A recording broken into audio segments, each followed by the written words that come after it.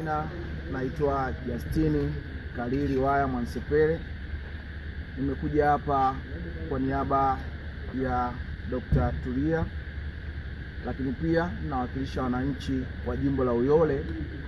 Kwa hiyo sisi kama wananchi tumemchukulia fomu Dr. Tulia, na fomu hii tutahakikisha mpaka ameijaza kuwa mgombea wa jimbo la Uyole.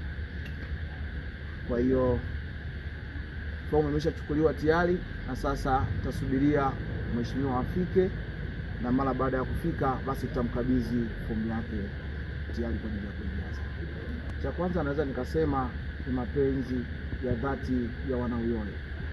Kwa hiyo kwa kufanya hivi, nadhani tunafanya hivi ili atambue kwamba wananchi wa jimbo jipya la Uyole tunathamini mchango wake ndani ya jamii, lakini pia tunatambua uchapakazi wake, na ndio maana tumeamua kufanya kitendo hiki kwa ajili ya kuonesha heshima yake pia.